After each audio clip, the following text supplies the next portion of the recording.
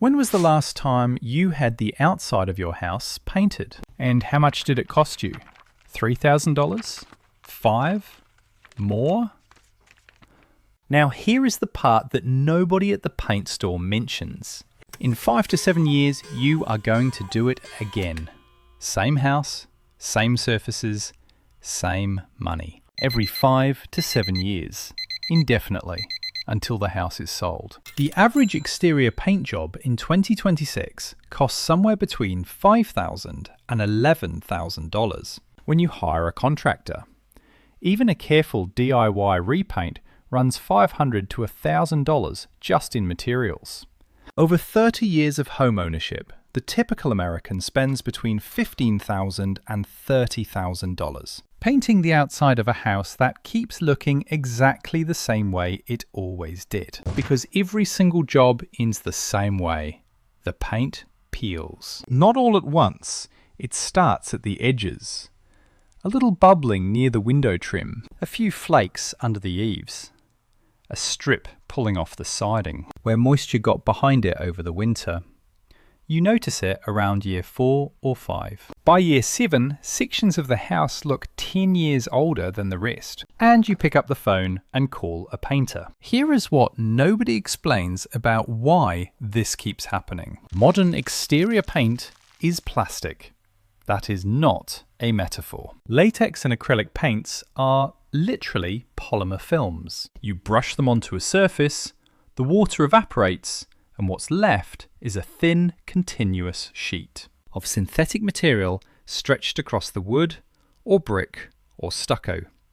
It adheres through mechanical bonding. The liquid paint seeps into microscopic surface pores, solidifies, and grips. It does not chemically become part of the wall. It sits on top of it. And there is the problem. Everything behind that plastic film, the wood, the brick, the mortar, is still absorbing moisture, expanding in heat, contracting in cold, breathing with the seasons. But the plastic film on top cannot breathe. It seals the surface. Moisture that gets behind the film through cracks or edges cannot escape. It builds up, it pushes outward, and eventually it pushes the film off from underneath. A process called hydrostatic pressure. That is what causes paint to peel. Not bad weather, not cheap paint. The basic physical incompatibility between a breathable building material and a non-breathable plastic film stretched over it. The paint industry in the United States was worth $32 billion in 2024 and is projected to reach over $40 billion by the end of the decade. That business is built entirely on the fact that you come back every 5 to 7 years. Premium paint, budget paint, every brand, every price point. Same plastic chemistry, same lifespan, same eventual failure. There is no version of latex or acrylic that does not eventually peel, because the peeling comes from the physics of the material, not the quality of a particular formula. For thousands of years before synthetic paint existed, people painted their homes with something that does not peel. Not because it is especially tough or durable in the way plastic is tough, but because it does not sit on top of the surface, it becomes part of it. It is called Limewash, and it has been used continuously for at least 4,000 years. Egyptian tomb walls still show traces of it. The white villages of the Greek islands, Santorini, Mykonos, the Cyclades, have been limewashed for centuries and still look the same today. Medieval European farmhouses, limewashed in the 1400s, have walls that are still intact. The National Park Service uses it to restore historic stone and masonry structures, because it is chemically compatible with the original materials in a way that modern paint simply is not. And a whitewashed farm building in rural Ireland or southern Spain that was last coated 30 years ago looks better than most American houses look 5 years after a fresh paint job. The chemistry behind why this works is straightforward once you see it. Limewash starts with one ingredient, hydrated lime. Chemically, it is calcium hydroxide. You can buy a £50 bag at any masonry or hardware supply for about $15. Mix it with water at roughly 1 part lime to 3 or 4 parts water. Stir until smooth, and you have a bucket of Limewash. That is the entire recipe. You can add a handful of salt, sodium chloride, to improve adhesion. You can add natural earth pigments to tint the colour. The base formula has not changed in 4,000 years, because there is no reason to change it. When you brush this mixture onto a porous surface, brick, stone, stucco, concrete, lime plaster, something fundamentally different happens compared to latex paint. Instead of sitting on the surface, the liquid lime soaks into the microscopic pores of the material. And then it does something that no synthetic paint does. As it dries, it reacts with carbon dioxide in the air. The calcium hydroxide absorbs CO2 and slowly converts back into calcium carbonate, which is limestone. The same mineral that the stone wall or the brick or the mortar is made from. The Limewash does not coat the surface, it mineralizes into it. It becomes chemically identical to the substrate it was applied to. This process is called carbonation, and it takes weeks to months to complete fully. The longer it cures, the harder the finish gets. Not softer and more brittle like dried latex, but harder, denser, more tightly bonded to the wall. And because there is no film, there is nothing to peel. The calcium carbonate matrix is embedded in the surface pores. You cannot peel it off any more than you can peel limestone off a rock face. There are 2 more properties that matter enormously for long-term building health. First, breathability. Because Limewash is porous and mineral-based, it allows moisture vapor to pass freely through it in both directions. Wood behind Limewash can dry out normally. Masonry can exhale moisture, absorbed from rain without pushing the finish off. This is the opposite of what latex paint does. Builders who restore old stone and brick buildings consistently find that. Surfaces previously coated with modern latex paint have moisture damage, efflorescence, the white salt deposits you see on old brick, and sometimes structural decay, precisely because the plastic coating trapped water that had nowhere to go. The same walls coated with Limewash for the previous century are typically in excellent condition, because the wall was allowed to breathe. Second, the pH.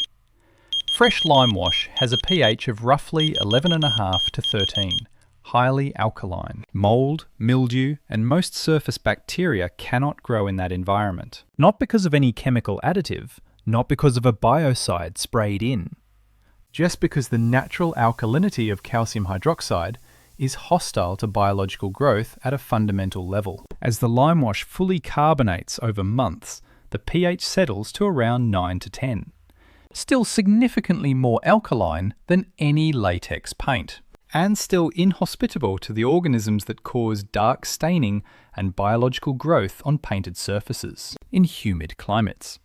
A lime-washed surface does not turn green with algae or black with mold the way a painted house does after a few wet winters. Now, here is the honest version of the limitations, because skipping this part would be doing you a disservice. Limewash works on porous mineral surfaces. That means brick, stone, concrete block, stucco, lime plaster, and bare concrete. It does not bond well to smooth, non-porous surfaces, modern drywall, vinyl siding, aluminium, or wood that has been previously sealed with latex paint. If you want to limewash a surface that already has latex paint on it, you need to remove the existing paint first, or apply a bonding primer. Applying Limewash over old paint traps you in the same film-on-film problem you started with. The new layer is only as good as the adhesion of the old layer beneath it. For exterior wood siding that has been painted, which describes most American homes, Limewash is not a direct drop-in replacement without prep work. But for brick homes, stone foundations, concrete block buildings, stucco exteriors, and any structure built with masonry or plaster surfaces, it is a direct, cheaper, and longer-lasting alternative that outperforms anything in a paint can. Also, Limewash requires multiple thin coats, not like latex, thick one coat, done. You apply 3 to 5 very thin coats, letting each dry partially between applications. The thinness is what allows full carbonation to occur throughout the depth of the coat. A thick coat traps CO2 at the bottom and cures unevenly. 3 thin coats take a day and produce a finish documented to last 15 to 20 years or more. That timeline comes from historic preservation organisations, including the National Park Service, based on observed performance on actual historic structures. Here is what the economics look like when you run the 30-year numbers. Hydrated lime costs about $15 for £50. 1 gallon of properly mixed Limewash covers roughly 200 square feet per coat. A 2,000 square foot house exterior needs roughly 3 to 4 coats to fully cover. Call it 30 to 40 gallons total. Your material cost for the entire project is under $50, including pigment and a brush. Professional Limewash application runs higher because of the labour. Roughly $2 to $5 per square foot total installed, depending on your region. But the 20-year lifespan changes every number in the calculation. A $5,000 latex paint job that lasts 6 years costs you $25,000 across 30 years of repaints.